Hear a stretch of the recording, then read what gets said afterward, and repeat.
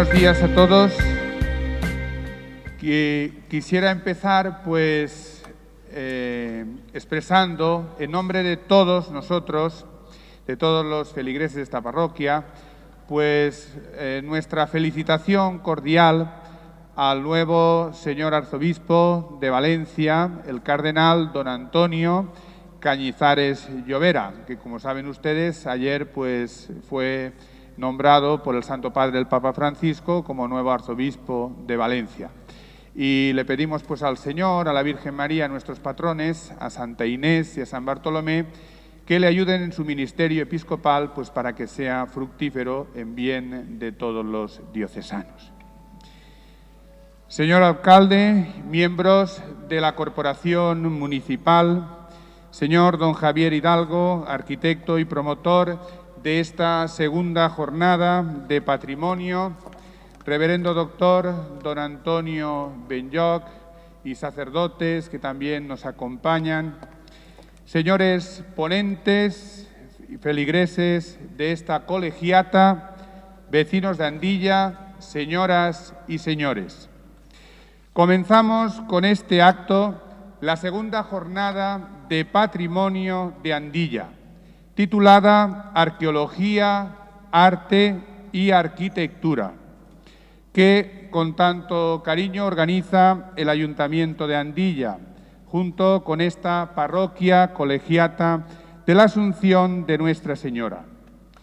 Y lo hacemos este año dentro de este marco incomparable que es esta esplendorosa parroquia colegiata de la Asunción de Andilla, que data de la segunda mitad del siglo XV, aunque en una completa restauración a finales del siglo XVII modificará enteramente el carácter del edificio, a excepción de las dos portadas, a saber, la principal por la que ustedes han entrado y que está dedicada no a la Asunción, sino a la Virgen María como Madre de Dios, y la lateral dedicada al misterio de la Anunciación del Señor, y que son manifestaciones del Renacimiento valenciano del siglo XVI.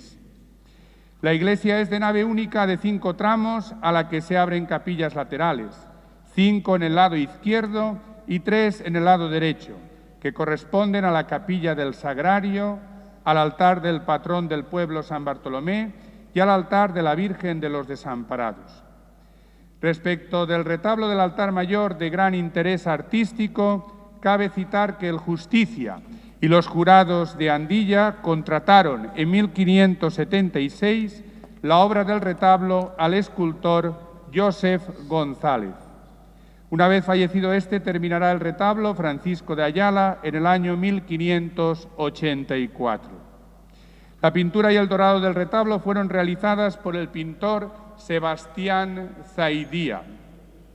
En la actualidad, restaurado bajo la dirección artística de don Eduardo Sarrió.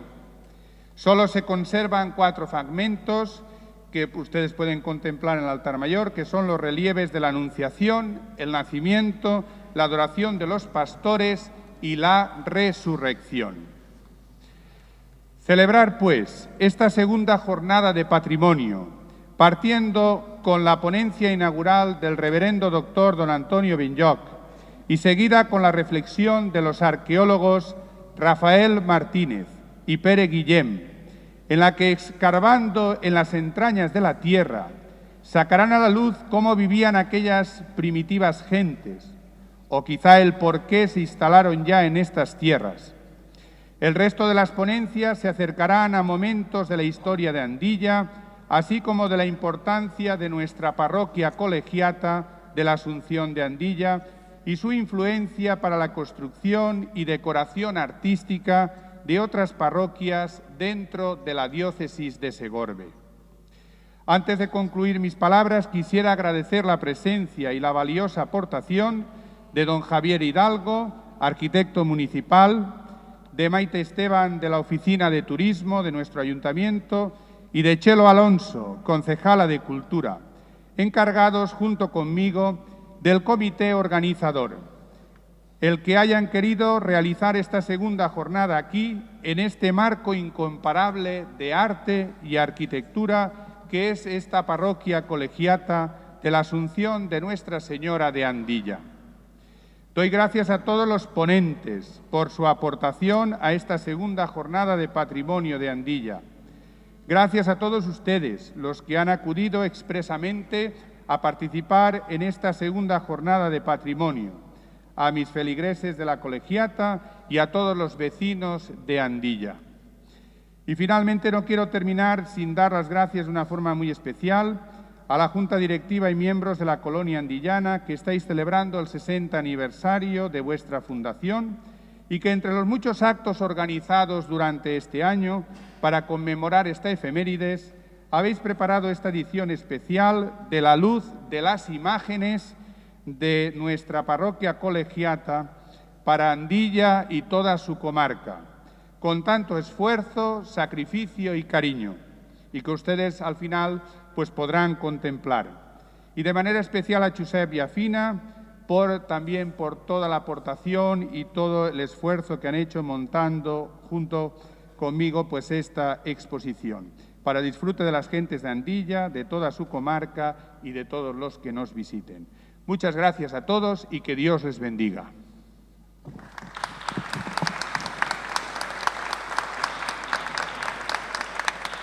Y paso ahora la palabra a nuestro alcalde, don Jesús. Bueno, pues buenos días.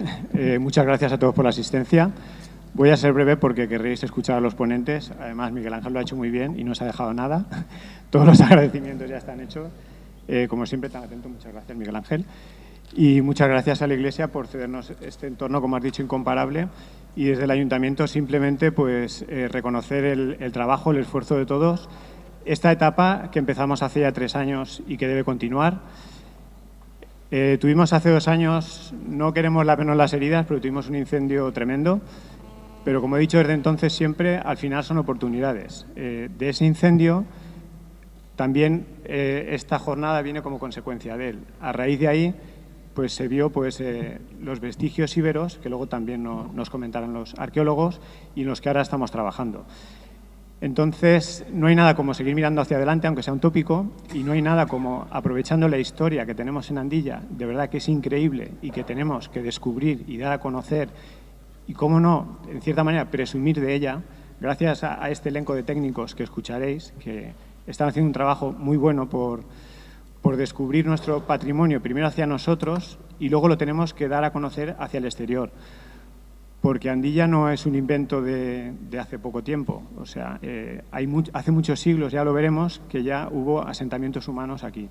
Entonces, es muy importante que nos concienciemos de que al final Andilla es un todo y para mí también es una alegría pues que haya aquí gente de Oset, de Artag, de La Pobleta, porque estamos en este lugar, pero no deja de ser todo Andilla. Es muy importante que esto lo valoremos todo.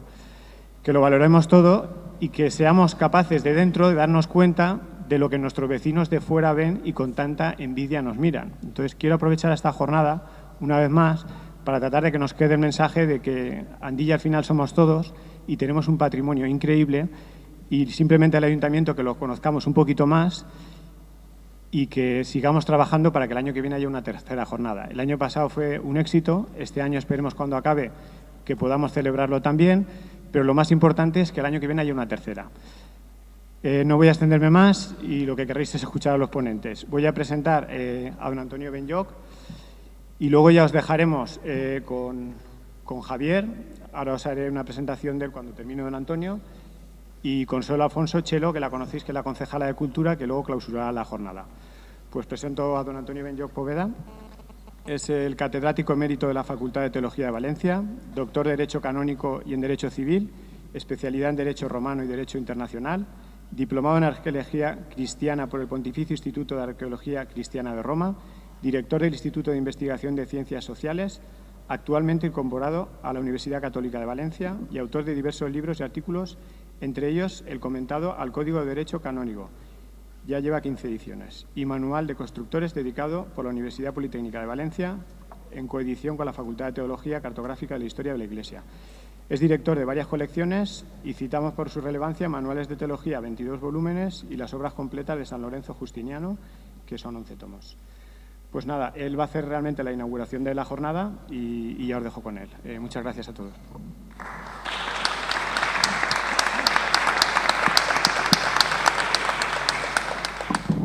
El tema que a mí me habían propuesto, o que había propuesto yo, podía parecer que incidía en lo que iba a hacer él, la ponencia sobre la iglesia de Andilla.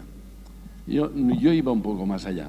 El por qué y cómo, por qué una iglesia en Andilla y cómo es esta iglesia en Andilla.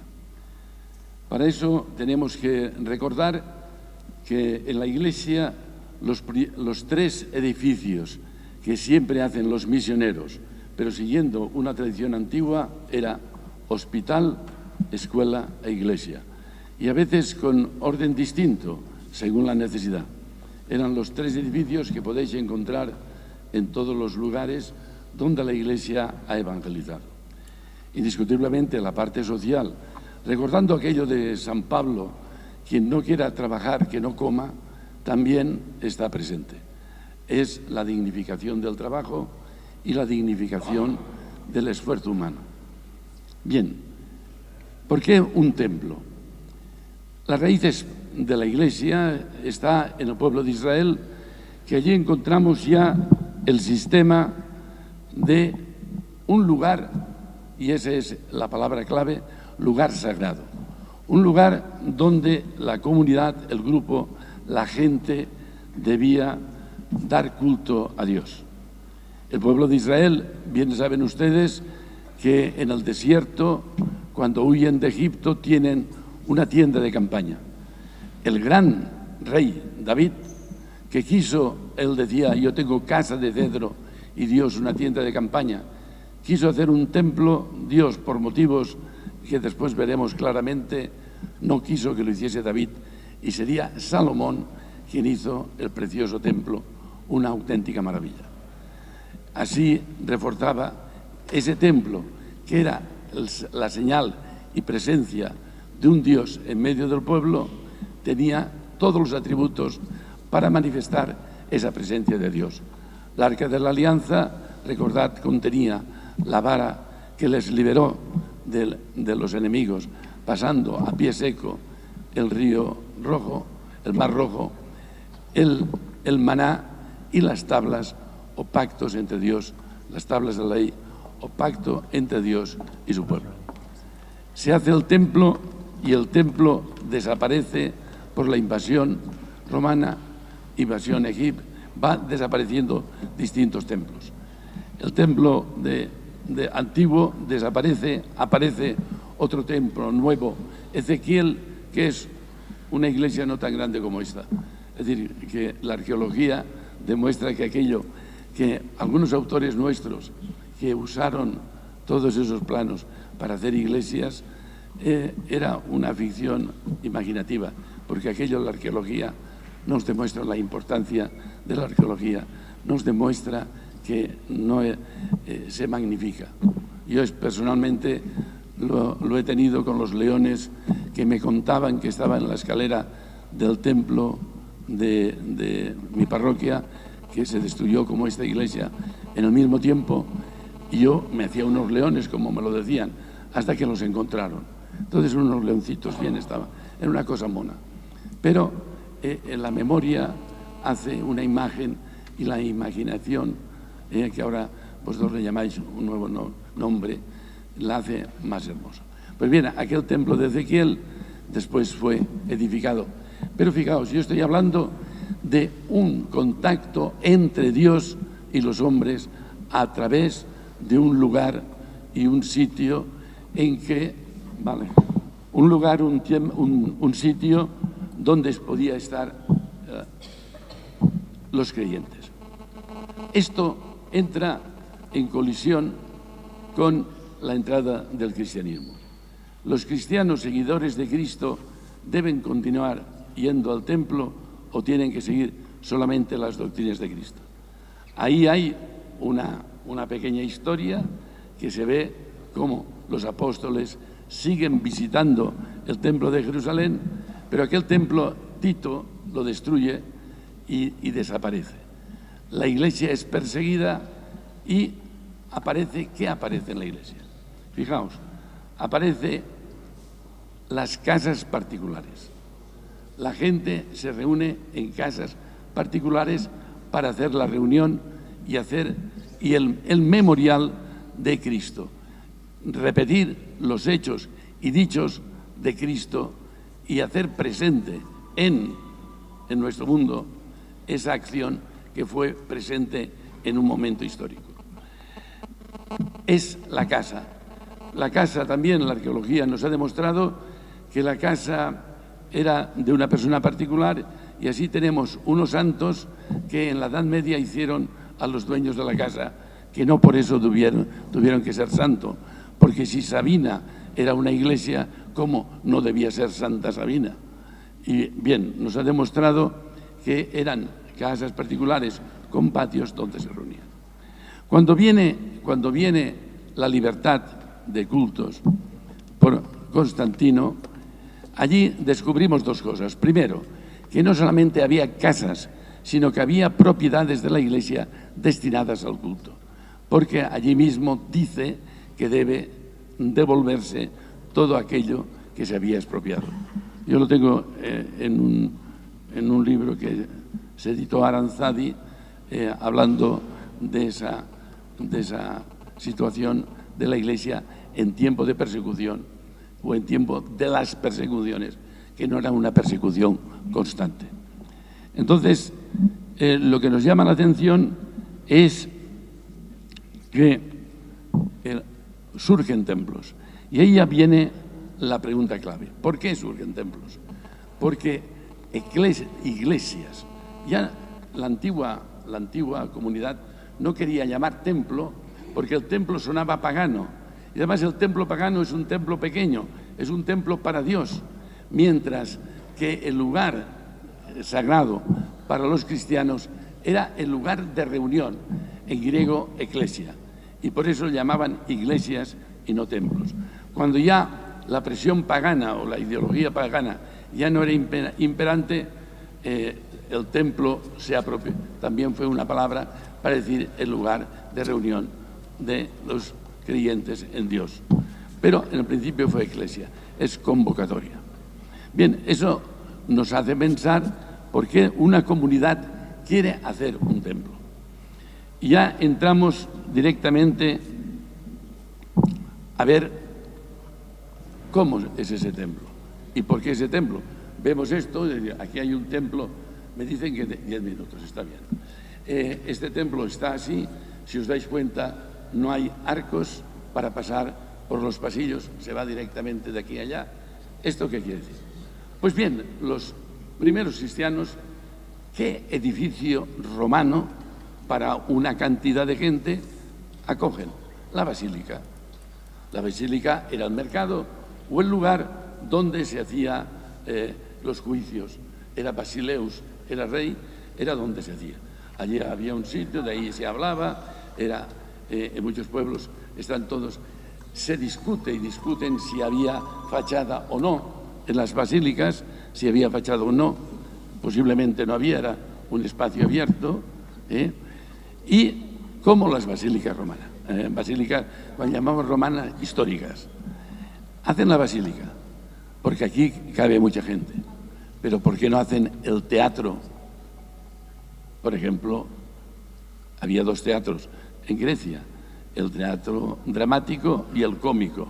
El cómico, aunque les parezca extraño, era el pequeñito. El dramático, por eso los periódicos, si no venden dramas, no venden, pues en la antigüedad, si no había drama no se vendía nada. El cómico, de risa, de tal, era pequeño. ¿Por qué no cogen, si hubiesen un lugar de reunión, nos metemos en la plaza y allí estamos reunidos?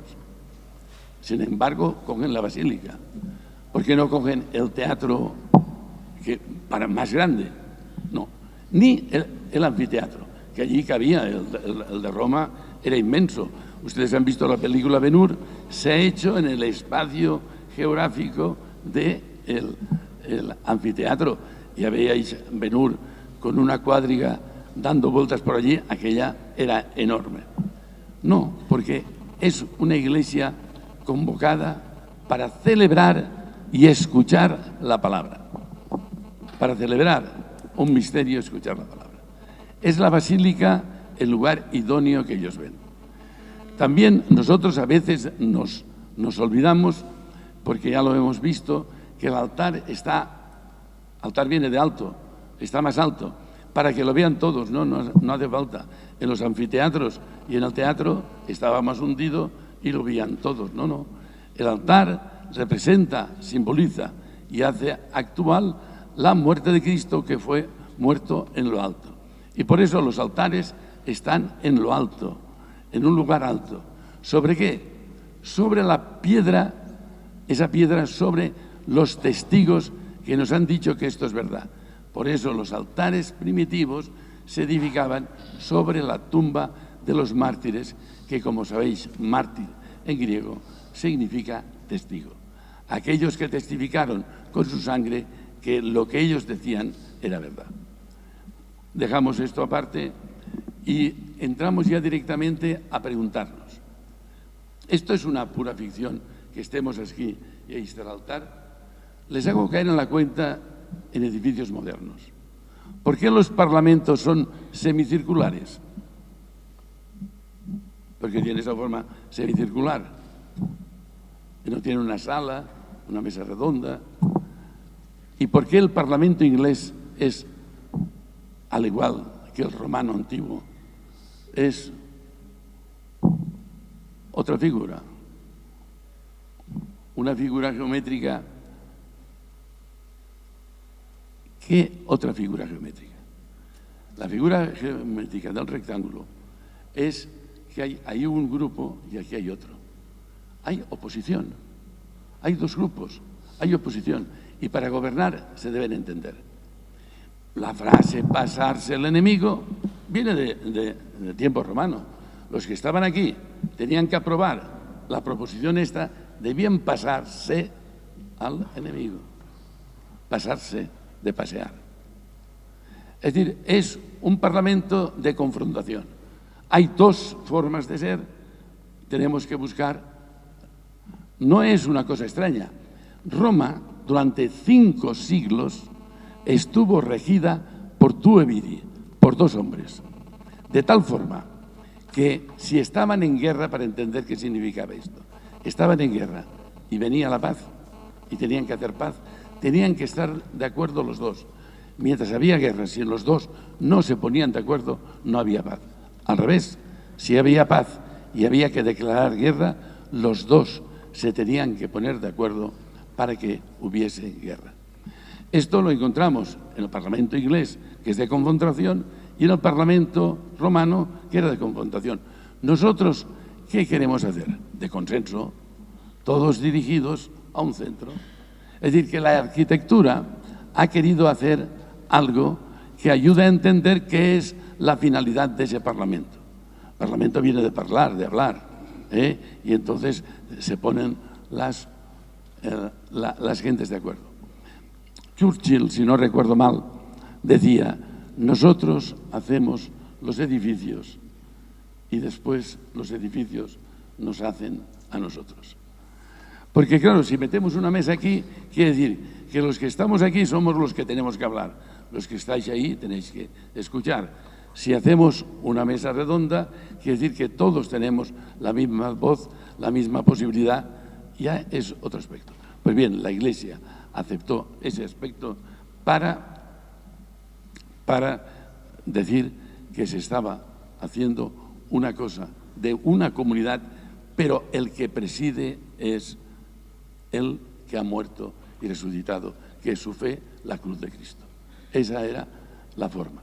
El sacerdote es el que hace presente esa acción y los fieles los que celebran y escuchan lo que es, eso debía ser. Ese es el porqué. Y el cómo. Fijaos, el cómo está hecho, y ya termino, no se preocupe, señor alcalde, el cómo está hecho, hacemos rápidamente el siglo XV. Si vosotros veis la iglesia gótica, para no irnos a la románica, La iglesia gótica está hecha de capillas, cerradas. Incluso en el centro, los canónigos o tal, está todo cerrado, está cerrado. Es un poco más complicado, pero dejémoslo así. Es decir, había el pueblo, las distintas capillas, porque la concepción de comunidad era una comunidad que no tenía el concepto de persona moral que vino más tarde de un grupo, sino de un cuerpo, y que tenía distintas funciones y cada uno tenía una función. Entonces los curas a rezar y el gremio de carpinteros a usar la carpintería. Es decir, y estaba haciendo así.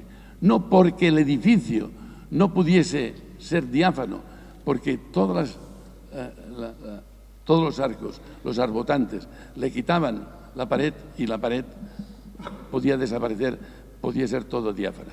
O sea, ser la lonja de Valencia se puede pasar de un sitio a otro, no habría ninguna dificultad. Y la lonja, que parece una iglesia, no lo es porque no tiene la nave, que es el otro concepto, nave, barca, en la que vamos todos. Y no viene nave, sino viene nave de barca. Dice, tenía forma de barca. Y una barca redonda, esta se hundía enseguida, ¿eh? Esta nave en la mar, enseguida se hundía. Tiene que ser quilla. Hombre, en la gótica parece que podía ser más, no. Pero nave viene porque todos vamos en la misma nave. Y Cristo, cuando se aparece a los discípulos, dice, no tengáis miedo, o estaba durmiendo allí, no tengáis miedo, está hablando de que todos vamos con Cristo en un mismo camino. Esa es la fuerza de las palabras. Pero sigamos en el tipo de templo. Después ya viene el Renacimiento. El Renacimiento no es que haya, porque aquí esto lo han reformado, aquí debía haber otro, esto sería otro nivel. Pero cuando hicieron el piso, casi seguro, aquí había otro nivel, pero hicieron el piso para que no tropezase. Porque había pueblo llano, la nobleza y el clero. Eran los tres estamentos. La Iglesia definía la sociedad. Después las capillas. Se continuó, pero cerradas, 16. Pero cuando ya aparece la comunidad como grupo, no como estamentos, sino como pueblo, ya empiezan a aparecer los arcos, ya aparece el poder circular por las capillas laterales. Cuando viene el siglo XX, que hablamos de comunidad, ya todas las iglesias son diáfanas. Hay estudios muy interesantes sobre, que me perdonen los arquitectos, pero el pliego de condiciones no lo hacen los arquitectos. Por no saber el lugar sagrado cómo era, hay un libro precioso que es todos los templos hechos en Alemania después de la Guerra Mundial. Todas las plantas y total. Bueno, el 90% no sabían de qué iba una iglesia. Eran edificios preciosos, interesantes, perfectos, pero no sabían de qué iba una iglesia.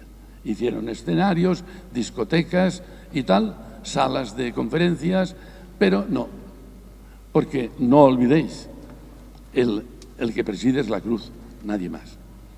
Y entonces nosotros nos hacemos la siguiente pregunta. ¿Qué es lo que nos hemos encontrado? Y esto termino.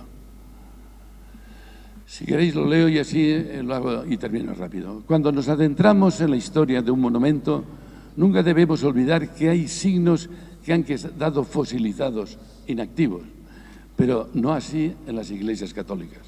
Son el lugar de la reunión de los fieles donde se da culto a Dios y deben ir adaptándose sin romper los valores artísticos del pasado, pero que ellos no dificulten a la vez el funcionamiento de esa comunidad.